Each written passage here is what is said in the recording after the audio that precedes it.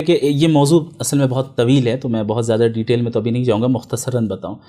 3-4 چیزیں ہیں جن کی طرف بہت زیادہ توجہ ہونی چاہیے۔ سب سے پہلی چیز یہ ہے کہ ہم اپنے بچوں کو کن کی صحبت میں رکھ رہے ہیں، جسے ہم کہتے ہیں صحبت صالحین، نیک لوگوں کی صحبت اختیار کرنا۔ تو ان کا جو فرینڈ سرکل بھی ہو ایسے ہی لوگوں کا ہو جو دیندار گھرانوں میں ہوں، اور آپ کا گھر بھی دیندار ہو۔ اچھا، یعنی ہمارے یہاں ایک ڈیمانڈ یہ ہوتا ہے نا کہ ہم اسکول بھیج رہے ہیں، مدرسے بھیج رہے ہیں، کیا تربیت ہو رہی ہے؟ مدرسے میں اسکول میں وہ 4 گھنٹے ہیں، باقی 20 گھنٹے آپ کے ساتھ ہے، تو زیادہ آپ کے گھر کی تربیت کا اثر پڑے گا۔ آپ نے اپنے گھر کو کتنا دیندار بنایا ہے، تو اپنے گھر کو دیندار بنانا یعنی دینی ماحول گھر میں قائم کرنا۔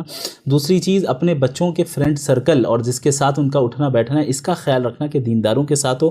تیسری چیز، یہ جو موبائل ہے اور جو سوشل میڈیا ہے، اس کو بہت ہی کنٹرولڈ انداز میں صحیح عمر میں اپنے بچوں کو دینا، یعنی بہت شروع سے تو ایک دم ہی نہیں دینا۔ ہمارے یہاں تو ابھی 1 سال کا بچہ ہے، اس کے ہاتھ میں موبائل دے دیا جاتا ہے، چونکہ رو رہا ہے، چپ نہیں ہو رہا ہے، ماں تھکی ہوئی ہے، یا یہ کہ بھائی ماں باپ جو ہے پریشان ہیں، اپنے موبائل خود چلا رہے ہیں، وہ ان کو اپنے بچوں کے ساتھ کھیلنا یا ان کو چپ کرانے کی فکر نہیں، بلکہ ٹینشن ہو رہا ہے۔ تو ایسا کرو کہ موبائل دے دو، عادت لگ گئی۔ اب یہ آہستہ آہستہ آگے بڑھتے بڑھتے جب وہ انٹرنیٹ کو جانے گا، پھر آگے کی چیزوں کو جانے گا، تو یہ جو آپ نے فری ایکسس مکمل دے دیا ایک غلط عمر میں، یہ بہت غلط ہوا۔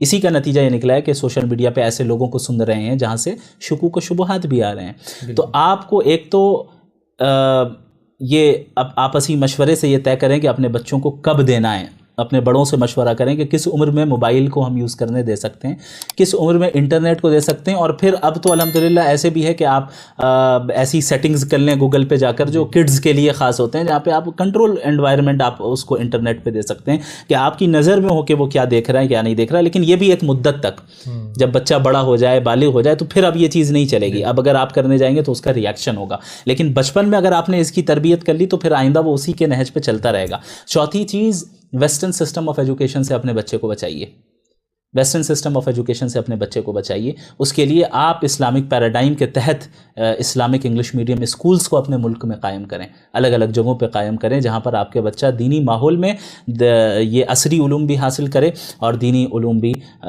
وہ حاصل کرے۔ یہ چند پوائنٹس اس وقت ذہن میں، اس کے علاوہ بھی بہت سی چیزیں ہیں، تو مناسب خاص طور پہ ان چیزوں کا بھی دھیان رکھنا چاہیے۔ جو لوگ دے رہے ہیں بچوں کو اس وقت موبائل، تو وہ اپنی ہی آئی ڈی لگا کے دیتے ہیں ان میں، تو یہ اور زیادہ خطرناک ہو جاتا ہے کہ وہ جو میچیور چیزیں خود دیکھ رہے ہیں وہی چیزیں بچوں کے سامنے آ رہی ہیں۔ جی ہاں، اور پھر ان تمام چیزوں سے گزرنے کے باوجود اگر بچے کے ذہن میں کوئی سوال آ رہا ہے تو اس میں اس کو ڈانٹنا نہیں ہے۔ جی، کوئی ڈاؤٹ اگر آ رہا ہے کہ بھئی اسلام میں ایسا کیوں ہے، تو اس میں اب اسے طوفان کی طرح نہیں بنانا ہے کہ بھئی کیا ہو گیا، نہیں، بھئی ٹھیک ہے، نیچرل سوال آتا ہے، صحابہ کے ذہن میں بھی سوالات آتے تھے، اللہ کے نبی سے سوال کرتے تھے۔ آپ دیکھیں کہ کس انداز میں اللہ کے نبی نے جواب دیا صلی اللہ علیہ وسلم، سیرت پڑھیں تو ان بچوں کو سیٹسفائنگ آنسر ان کی ایج کا لحاظ رکھتے ہوئے آپ کو دینا ہے۔ آپ نہیں دے سکتے تو جو ماہر علماء ہیں، جو ماہر ہیں اس فیلڈ میں،